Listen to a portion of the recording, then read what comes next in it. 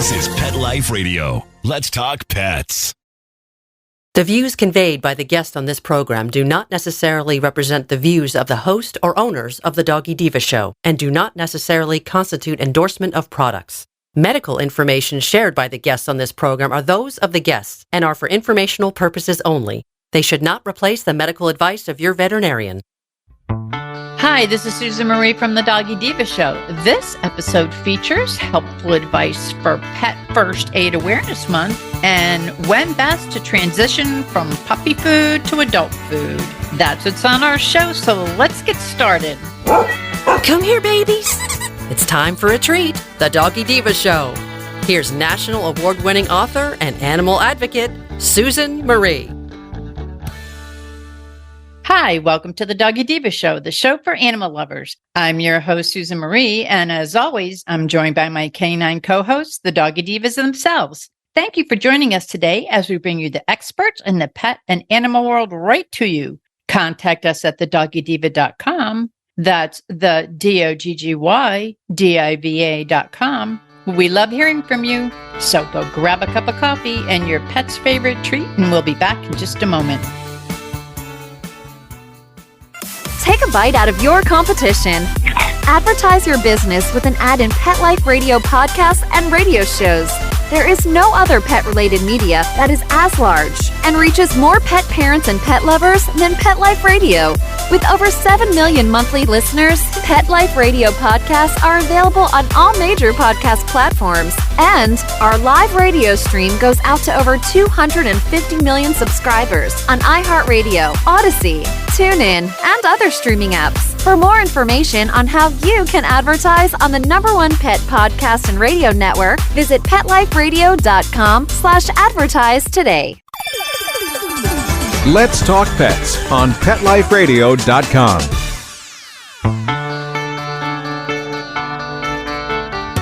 Welcome back, everyone, to the Doggy Diva Show. With us to share timely and important tips for pets and pet parents is Monica Leighton, president of Professional Pet Sitting. Hey, Monica, how are you? Hi, great. And you and I have talked about this many times, the pet first aid, what to have in your kit, how to react to things. And April being Pet First Aid Awareness Month, I thought this would be a great time to bring all this to the pet parents out there who are listening to us, some great information so that they too will be prepared. Absolutely. So whether it's, a weekend and your vet's closed or you're out camping or hiking and you're just enjoying life and, something comes up to where your pet has an injury or needs first aid, it's always great to be prepared and know what to do. That way you get the pet taken care of, you can get them stabilized until they can see their veterinarian and less stress in the whole situation. Because, of course, when your pets get hurt, it's always stressful.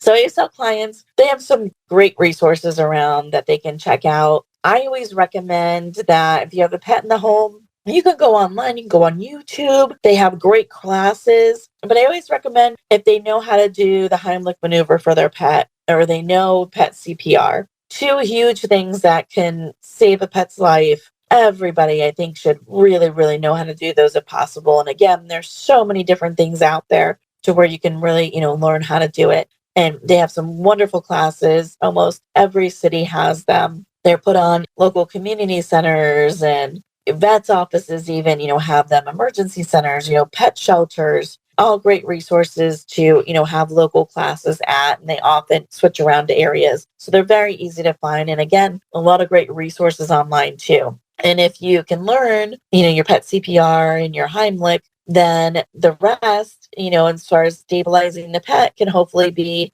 found in your pet first aid kit, which everybody should have. Again, if you're traveling, having something that you can take with you that's portable and things, to go inside that pet first aid kit, your gauze bandages, your tapes, antiseptic lotions and sprays, gauze rolls. That way, if you have a pet that injures a leg or something, you can roll it and stabilize it. Non-stick pads, some scissors, cotton balls and swabs if you need to get anything out of ears or, out of a nose, or all things come in handy. A thermometer is great. And always, anti-diarrheal medication, pediatric electrolytes like a Pedialyte for dehydration. I always recommend having hydrogen peroxide in there. That way, if your pet does get into something toxic and, you contact a vet or contact Pet Poison Helpline, if they do tell you to administer, something for vomiting, then that, should have work for that. Always a plastic syringe or an eyedropper, something that you can minister liquids out of. Antacids for, upset stomachs that are safe for your pet. Antihistamines like Benadryl, things like antibiotic cream or ointment. That way you can help with a wound care. And then a hydrocortisone cream to help with insect bites and stings. Of course, non-latex gloves for you, keep everything sterile. For your pet, some ice packs, some sterile saline solution. That way, if your pet gets something in their eye, you can hopefully wash it out, with the saline solution. Tweezers, and of course, septic powder or a little pencil. At home, we get calls so often, clients upset. Oh, my pet split its, it got its nail caught on something and it broke and it split in half and it's losing so much blood. And so your septic powder or septic pencils are great for that.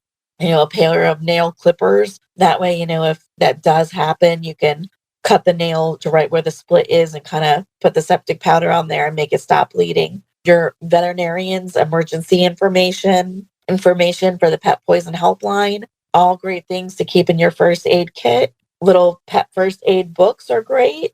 And I always suggest, a copy of your pet's vaccine history and medical records. That way, if you are traveling and you do have to go to an emergency clinic or have that information available and you're not right at home or going to your own local veterinarian, that you have everything that you'll need to give them to show them your pet's medical history.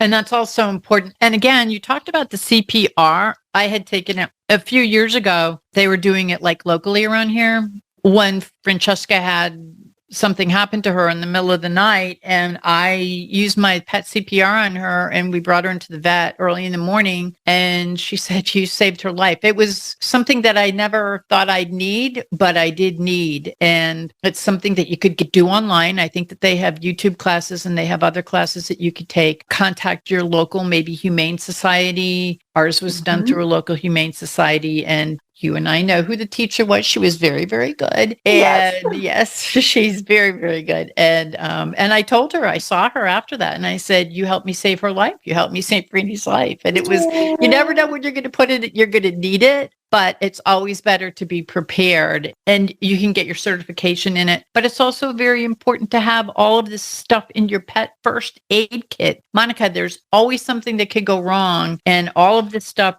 We also have one that you could just buy. We bought it online, but we added a number of things to it because there's a lot of things that you and I have talked about on the show that you've brought to my attention that I've included in there. So mine's bulging, but that's okay. And you and I at a later date are going to talk about the importance of having this already in case there's an emergency, like a weather emergency, or you never know what's going to come up. So we'll be talking about that at another time, but it's always important to have this on hand, and also have the pet poison helpline number on hand, and to have all your pet emergency hospital as well as your vets. You should have all of these numbers in your phone so that you don't have to go searching for them. I think that it's very important that we be prepared so that when something strikes and you're never prepared, you think, oh, that's never going to happen. Well, take it from me, it does. So, Monica, we had talked about the pet poison hotline a couple of shows ago. Can you give that out to the listeners again so that they could put it in their phones or have it ready if something does happen so that they could put it right in their pet first aid kit? Absolutely. It's petpoisonhelpline.com, and the phone number is 1-855-764-7661. Thank you. This is also important. And of course, make sure that if anything happens, you call your vet first. Do that so that you could respond. They'll guide you, or they'll have a service on their phone so that it will guide you as to what to do. So again, Monica, I thank you very much. It's April. We could have all of our little pet first aid kits put together here, and you gave us some great tips and great information on what to have in them. Because like I said, you may never think you're going to need it, but it's better to be prepared. Yes, absolutely. As always, Monica, you brought us great information, and I thank you so much, and we will talk to you soon. Thank you. We'll be back in just a moment. Hello, everyone. Susan Marie here to tell you about the award-winning 3-book series, The Doggy Diva Diaries. It is a trilogy of heartwarming and inspirational stories about Miss Olive, a lonely little rescue pup, hoping to find her forever family and friends and a life filled with love. In this series, Miss Olive learns that it doesn't matter what you look like on the outside, it's the kindness and love you have on the inside that counts. Available at Amazon, Barnes & Noble, and other online booksellers. And please visit us at thedoggydiva.com for more information. Thank you, everyone. Coming up, have you wondered when the best time to transition from puppy food to adult dog food is? We've got the answers. Molly, here's your dinner. Zeus, that's not your food. Don't let that happen to your precious cat. Elevate your cat's eating experience with the Cat Tree Tray. The Cat Tree Tray keeps your cat's food off the floor and conveniently located on the cat tree. It's the perfect way to eat. It's a beautiful wrought iron tray that easily attaches to your cat tree and keeps dogs and other critters out of your cat's dish. A must for multi-pet households. There's a 6-inch tray for large bowls and a 4-inch tray for smaller bowls. Purchase your Cat Tree Tray today. Go right now to cattreetray.com. That's cattreetray.com. CATTREETRAY.com. Let's talk pets Let's talk pets on Pet Life Radio. Pet Life Radio. PetLifeRadio.com.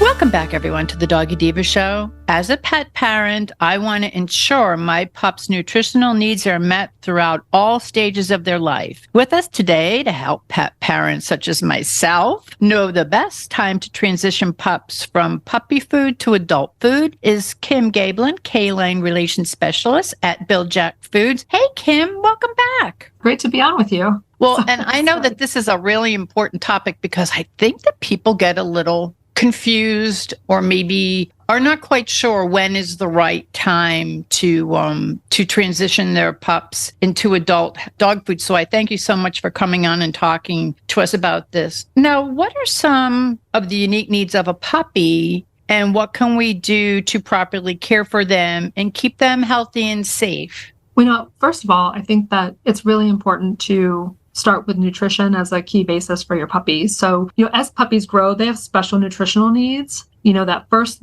year of life that you can't do it over. We always talk about that, like you can't do a redo. I mean, you kind of take it for granted they're going to grow and everything's going to be okay. But being able to feed them a good, healthy food is really important for them to be able to grow up, and be how they should be, right, to reach their full potential. So, you're going to want to look for a puppy food with a high quality protein. So we always say you should have an animal protein as the first ingredient. So as chicken or beef or fish as that first ingredient. At Bil Jac, we believe in chicken. We believe chicken is a very high quality protein for dogs. And so that's what we use. And we have several varieties of puppy food to choose from. So if you have a smaller puppy, there's small breed puppy food. If you have a larger puppy, which is 50 pounds and over, you would look for a large breed puppy food. And if you some dogs are between that 20 and 50 pounds, then our Puppy Select would probably be the proper food for them. If you have a little bit more of a picky puppy, and maybe they're a little more choosy about their food, we do have a Picky No More all breed puppy that we recently launched. So that's, that's always kind of important because sometimes, puppies can be a little distracted as they grow and learn, and have lots of other things to do besides eat. So that's an important thing to do. If you have adult dogs in your house, sometimes it can be a challenge trying to feed everybody and make sure that your puppy is getting the nutrition they need. And so we do have a couple of our formulas, like our Bil Jac Sensitive Solution formulas, are good for puppies and adults. So you can feed your whole household sensitive solutions. And then that's an easy way to be able to kind of manage that challenge, right, of having younger dogs and, adult dogs in the same household. Secondly, for puppies, training. Training is really a key foundation to keeping your dogs safe and to helping them, know what to expect. So you want to be able to help them understand that, hey, when, I'm trying to get your attention, you need to come or you need to sit and stay. I mean, sit and stay are very important because when you go outside, if there's something that distracts them, you want to be able to tell them to stop, to sit, to stay, right? You want to keep them out of danger. If you want them to learn how to drop it, there are some very key kind of training pieces that are very important to your dog's safety. It's also good to be able to have a happy household and a dog that listens, but, obviously that's a big thing. And then, there's the third thing is that puppy energy. So, they have so much energy and they just run and run and run and run like a wind-up toy, and then they just pass out. So it's really important to kind of get them that exercise, to let them let that energy out, and to be able to teach them how to walk on a leash, obviously, as you're doing your training, doing some walking and getting them outside to play some catch. That's really important. And last but not least, I would say a healthy dose of patience is important. That's, repetition is the mother of skill. You have to have a little bit of patience, right? When they're 3 months old, 9 months old, a year old, they kind of have those puppy kind of energy and kind of feelings for those first few years. Even if they've already grown up and they're full grown nutritionally, they might still be acting like a puppy. It's really important to kind of have that patience and love and tenderness that you have with them. That's really important too. Yeah, those are all such important things. And you're right, puppies have boundless energy. So it's best to be very sensitive and keep on your toes on that. That's great. And now, when is it the best time to switch to adult food, take them from a puppy food to an adult food? There are a couple things to think about when you're making that change from puppy to adult. And there really depends on two things. One is your puppy's age. And then secondly, it's their breed mix. Small and large puppies, I know if you can think about it, right? Small and large puppies develop at different rates. So, small dogs, obviously they grow pretty quickly, but they do it usually over about a 9 to 12 month period, right? So they're usually done by the time they're 12 months old. And so, dogs 20 pounds and lighter, right? If you have a larger dog, though, let's say 50 pounds and over, those dogs, they tend to grow, they could grow for as long as 18 months. So very different. Obviously they grow much larger, right, than the smaller dog does, but it takes them longer to get there because of that. So what we recommend is, if you have a smaller breed dog that's up to 20 pounds when they're full grown, at mature age, then we would recommend that you would switch somewhere around,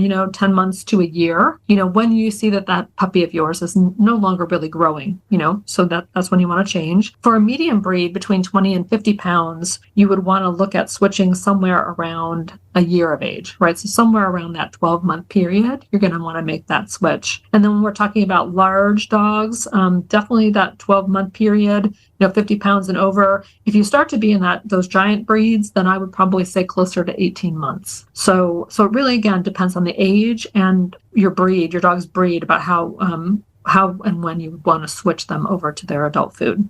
Now, how do pet parents safely make the switch to adult food so that their pups transition smoothly, like digestively, and, everything goes well? Yeah, that's a big thing, right? You don't want to start any stomach upset when you're making that change. So when it's time to switch from puppy food to adult food, you want to identify kind of the right food for your best friend. So, we were just talking about matching your dog's size, right, with the right formula. So you don't need a breed-specific dog food, but their size does make a difference, right, in their metabolism and kind of the kind of food that you should feed them. So, just like we were talking about, you will want to find a high-quality food. You want to make sure that they'll get, all the nutrition that they need in adulthood. Their nutritional needs change a little bit, right? They don't need as much protein because they're not growing. So they need a little less protein and, a little less fat typically than they need at the puppy stage. So you're going to want to look for a food that has a high quality protein, like we were just talking about first, that animal protein first.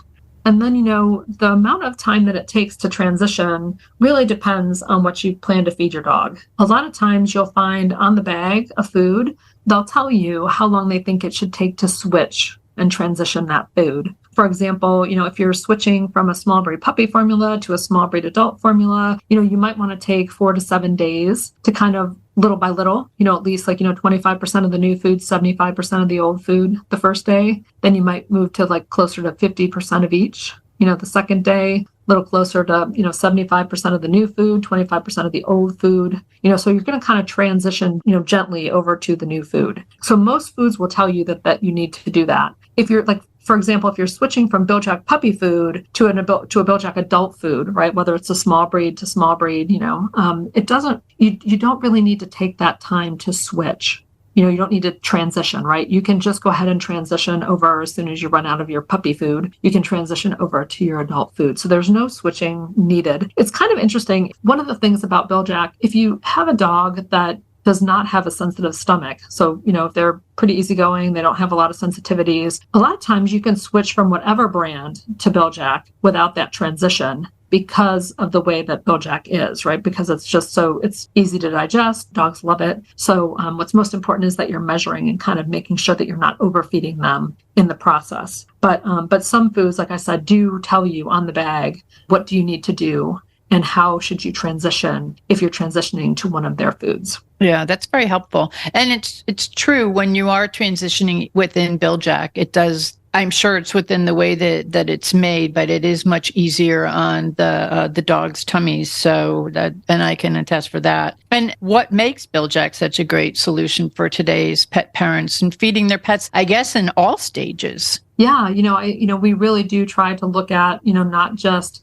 their puppy stage or adult stage, but all different kinds of stages and challenges, right, that you might have when you're feeding your dog. And so, we use 25 pounds of fresh chicken to make a 30-pound bag of Bil Jac adult formula food, for example. So that's really critical, using that really fresh protein. And, it's not frozen, that fresh chicken, it goes right in fresh. And then it is cooked very gently. And that helps to preserve those nutrients, right? We try to get them at the beginning when they're fresh. We don't want to denature them then. And then when we cook them, we want to cook them very gently so that we can help preserve the nutrition that's in them. So that's really, really critical. And, we really look at, what are all the options that are needed? There are some dogs that are sensitive, and it could be that they have sensitive skin. It could be that they have sensitive stomachs. It could be maybe that you want them to have a little bit more immune support. And so, we have 2 different sensitive solutions formulas to be able to address those needs and be able to serve your dog and still have them, have a great, tasty, yummy experience. Because, if they're not eating their food, then they're not getting all the nutrition that they need every day. And so it's really interesting. I mean, dogs and people too, but dogs have a certain number of essential amino acids that they need to get, and they can't make them on their own. Like, they can't break them down from other things that they eat. They have to get them specifically out of their food. And so we're always, so focused at Bil Jac about making sure that all of that nutrition is in there that they need to be able to be healthy overall. And so we have also our Picky No More line. We talked a little bit about Picky No More puppy, but Picky No More adult food, really, we get a lot of really great comments about it. And, what's really special about it is it has chicken liver in it, some extra chicken liver. And that really, helps them to smell that food a little bit easier. And it's just a little bit more enticing than our regular food, which is hard to imagine because our regular food, we get a lot of comments on our regular food that, our regular food is actually, in a lot of cases, easy to chew. But we hear on that on the puppy side that, when dogs are teething, sometimes they're not real excited about eating really hard, crunchy food. Our food is a little, softer, might be it's a little less crunchy, right? So it's much easier for your puppy to be able to break up that food without having to chomp down on it. And so that really can help from a puppy perspective on puppy food, but it also helps on the other side, right? On the senior side of things, when your dog gets older, they may be having some jaw problems or some teeth challenges. And so if that's the case, sometimes maybe they've lost some teeth. A lot of times they can eat Bil Jac foods without having an issue because we don't cook them at a high temperature and high pressure. And that high temperature and high pressure makes them hard, kind of hard pieces. And so we don't do that. So because of that, it makes it a lot easier to chew. And that sometimes can be really important to people. It makes, people can't find something to eat or dry food for their dog to eat. So sometimes feeding a lot of wet food, someone doesn't want to do that. They want to keep their teeth healthy, have them have something crunchy as much as they can as a foundation for their nutrition. So it's really, really important to some people. And we love to hear that feedback, right? That, hey, I finally found something that my dog can eat. Well, and we've talked about it in the past about Francesca. She almost lived till 18 and she was we were having a hard time getting her to eat as her scent had started to go. Her vision went. And the Picky No More is what saved her. I mean, she loved it. It was easy for her to eat. It motivated her to eat. So it was kind of like an answer to our solutions. And Olive had a very sensitive stomach. So your sensitive food helped her because she had a lot of issues and a lot of immune issues too. So I found that to be very, very helpful for her. So, and then of course, we're going to talk about my favorite thing, which are the little treats. The little Jacks. Those are my go-to lure for my kids to make sure that they're happy, that they do their little we trained Sassy all on those. She learned all of her commands. I went up, I pulled Joel up, and I did Joel Silverman's little training things, and she learned all her basic commands. Yep. Yep. And it's been like about 4 months, and she learned them, and she learned them on those treats, which all of mine, no matter what dog school I ever, whatever obedience school, I always had those treats, which made other people want to have my treats. So I'm like, oh, wow, you're really. So, yeah. So now, where can the listeners go to get more information about Bil Jac and about everything that you guys have, the treats, the food, the newsletter, which I love to get every month? Yeah, come out to our website. That's a great place to start. It's biljac.com, BIL-JAC.com. And we have just a ton of information out there. Obviously, we can help you choose a food if you need it. We have what's new, usually, featured on that front page. We have a where to buy section, so you can find out, which food you're looking for, where you might be able to find it near you, which is really great. We also have a really awesome pet parent section, and we put a lot of our articles from our Best Friends Club, which you can join in that pet parent section. We put a lot of our articles out on our blog so that, they're out there for people to be able to search and learn about. And we have fun articles that we do some months about, like, can your dog see? Is your dog colorblind? Right? So things like that. Or we also do, more specific nutritional pieces about, how to transition your puppy, for example, to adult food. So we have so much out there. In case you have a question, you might be able to look there and be able to get an answer. And it's real easy. You just can sign up with your email, and we send you the newsletter, and you can even get some coupon offers too. You can say, hey, I want to, save on dry food, or, I want to save on treats. So there's a real great option to be able to do that as well. So there's so much out on the website to see and to kind of play with. That's true. And that newsletter, I love it. And also the coupons always come in handy. So especially during these times. So, well, Kim, as always, I thank you for being our guest and for sharing such helpful nutritional advice for pet parents looking to make the switch from puppy food to adult food and to maintain their pup's health all through this time. So thank you for sometimes it could be a challenging time. Thank you for making it easier and very informative. So I thank you very much. Thank you. We'll be back in just a moment. Begging to hear more of your favorite show? Full episodes of all our shows are available on demand. Go to PetLifeRadio.com to fetch our entire lineup of Possum Pet podcasts. Also, dig us up in iHeartRadio and iTunes. Let's talk pets. Live and on demand, only from Pet Life Radio. We would like to thank our guests this week.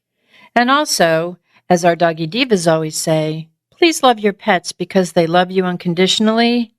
And please remember to adopt, foster, spay, neuter, and microchip. And as always, please have a great Diva week, everyone. Thank you for joining us for this episode of the Doggy Diva Show. To find out more about Susan Marie and the Doggy Divas, visit them at their website, thedoggydiva.com, and on Facebook at The Doggy Diva Show. Tell your fellow pet parents about it. We look forward to having you join us again for the next episode. See you soon. Let's Talk Pets, every week on demand, only on PetLifeRadio.com.